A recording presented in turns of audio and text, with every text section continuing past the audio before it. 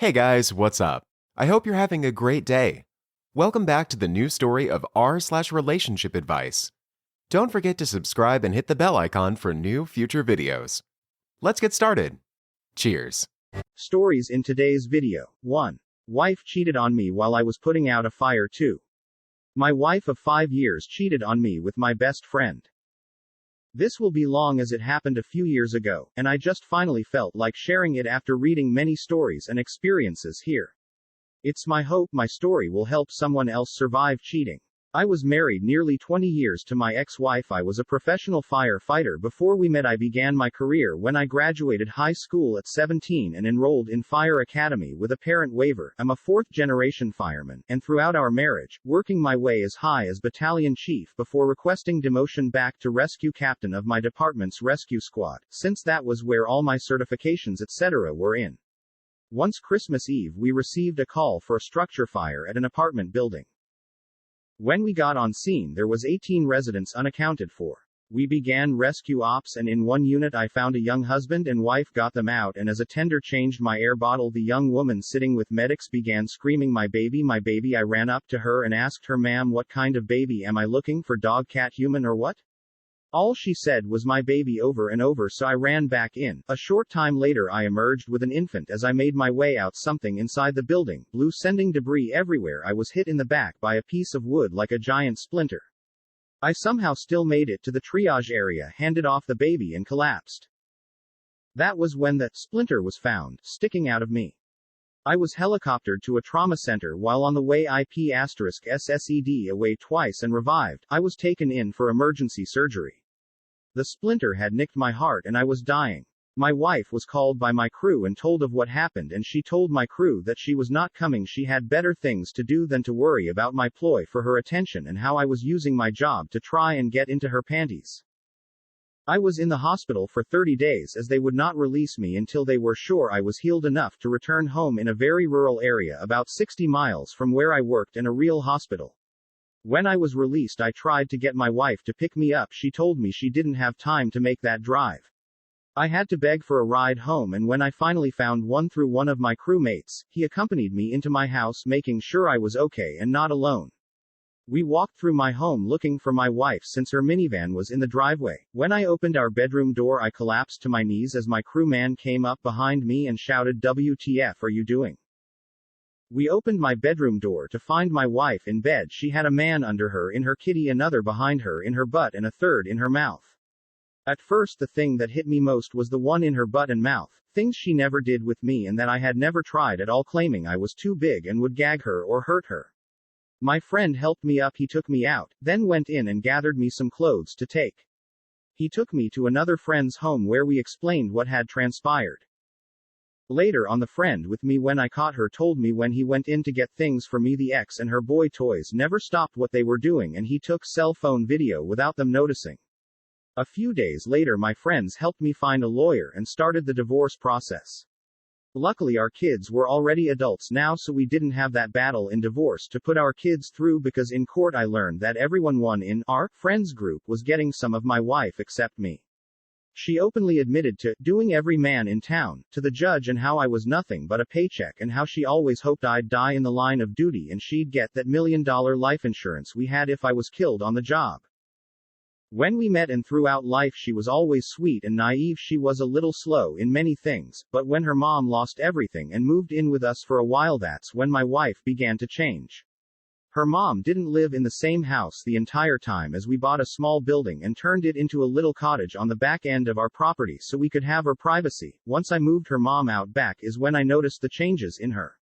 It was hard for me to notice red flags etc., as I was the only one working and I would work 48 on and 24 off. The normal is 24 on 48 off, but because she refused to work I had to work double and even at times a second job to support 5 of us by myself. Wife, 2 kids, Mill and myself. Since catching her the home has been sold and everything split. That was mutual property, divided, sold and split etc. My crew rallied around me, being there to help me when needed as well as to help me try to fight my way back to duty status, as well as be there when I need someone to talk to and so on. Most of these men and women on my crew lived in the city we worked in, so it was an hour drive at least each way to *SSIST me. I worked my *SS off to get my career back. I wanted to hit the 35 years of service mark, then retire. When it came time to do my physical etc. to return to duty IP *SSED, but was subsequently called into the chief's office where I was told, Captain, you have two choices. One, you can retire now at 30 years and keep your full pension and benefits, or two, we will medically retire you and you get half. I stuttered, but IP *SSED my return to duty tests. The answer I received was, Captain, you are one of not the best fire rescue specialist I have ever known, but your age, your injury history, and your recent diagnosis of PTSD coupled with bipolar, the insurance company will no longer cover you due to high risk. So do you have a decision? I retired and left heartbroken and defeated. When my now ex-wife found out, she began tormenting me over it all, trying to drive me to suicide as my guess, but instead of letting her win, I left the area, began working in animal rescue to help *SS time. It was the lowest point of my life. Living in an RV trailer running an animal rescue, and no one would give me a job. Sure, I didn't need to work, but I needed something to do. I swore off women, except for my sister firefighter. I didn't socialize or date etc. for a long time.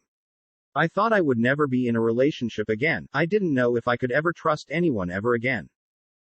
Then it happened. I began playing what I guess you would call once of those MMORP games where I met a woman, we would chat, eventually exchange numbers etc. Then 18 months later she decided she wanted to meet me, telling me, no way, you're a perv or anything, because no one is going to invest this long to pick a target. This made me laugh harder than I ever had in my life. I'll be honest, I was reluctant at first because we had a 20-year age gap, plus we were different races. Where I live, interracial relationships are still shunned. Yes, it's Redneckville, USA, and basically still the Stone Age in many ways here, but I agreed to meet her. I can say it was the best decision of my life. She was everything I could dream of and more. She was old-fashioned like me. She was raised and believed a woman's number one job was her spouse and family, not money and a career. I have no problem with a working woman, but regardless, man or woman, family should always come before career or anything else. I guess it's kind of ironic in some way. I lost my dad to the Vietnam War, and here I am now married to a Vietnamese woman, expecting our first child November of 2021. Cheating is horrible and maybe the worst thing we can go through. But please remember, it is not the end of the world. Nor are all men or women the same as you cheating spouse. The keys are: make time for you, get help, and find yourself again. Take you time, and remember, something better is out there looking for you too. Suicide is never an answer. Giving up should not be an option. You are strong, you can do it. A life can be rebuilt and become a newer, better one. Remember, life and love will always find a way.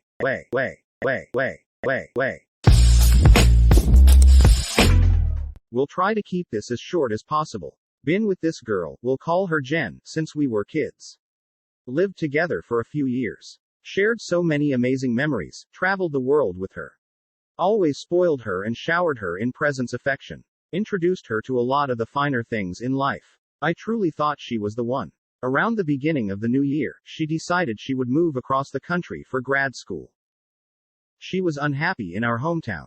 Being as my work can be done from anywhere, and the fact that I had friends in her destination city, I decided I would move too.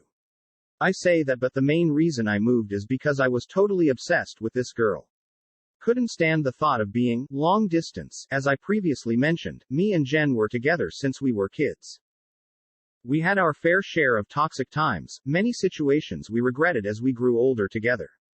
We were always able to move past any disagreements, but her father couldn't get over some of the stuff in our past. He never liked me or forgave me for a particular incident where I was rude to him. Years ago, as a result, he would not let us live together in this new city. He supports Jen financially and got her a nice apartment downtown. I am well off, and got my own place about 20 minutes away. The first 5 to 6 months in this new city together were amazing. Had so much more fun than our hometown. We'd sleep over at my place or hers every night, made new friends, ate great food, and made a bunch of amazing new memories. I was always obsessed with her, but it felt like a fresh spark had hit our relationship. Sex was great, and overall happiness was high. It was refreshing. Last month, I needed to go back home to handle some business. I asked Jen if she would watch my dog, who was practically her dog, and obviously she said yes. She dropped me off at the airport, and I left. As the week went on, she was being a bit cold via text, didn't think anything of it though. When I got back home, she wasn't answering my texts or calls. When she finally did, she came and dropped my dog off in my driveway, didn't really say much. Said she would come back later. But she never did. She texted me and said she had been thinking a lot. Doesn't know if she wants to be in a relationship anymore, needs time and space to think. In the back of my head, I knew I was missing something. She had never acted like this for no reason. Fast forward a couple days, when she finally did answer me, she apologized. We met up, I took her to multiple $400 plus dinners, took her shopping, bought her expensive flowers. All to put a smile on her face and remind her how much she means to me. She said she was still thinking about things, but I felt like we were in a good place. Fast forward a few more days and we had started sleeping over with each other again. I went through her phone because I knew in my gut something wasn't right for her to have done all this. Sure enough, she had been texting a friend of ours who I willingly introduced her to. Calling him bae, saying she wants to suck an F***ck him. There was even a selfie pic of them with their tongues down each other's throats. They also were making fun of me. Jen was screenshotting my messages begging for her attention, and sending them to him. I woke her up and confronted her. She was hysterical, crying saying how badly she has F***cked up. How I'm the only thing that matters and all she's ever cared about. Locked myself in my bedroom and practically cried myself to sleep. She never left to go home, slept on my couch all night. She claims it happened 3 times. The first time when I was out of town, then twice more when I returned. Apparently once while she was ignoring me, and then once in between the nice dinners and shopping trips. I truly feel like a clown. Need advice badly. Don't really have friends I could turn to, and not close with my parents.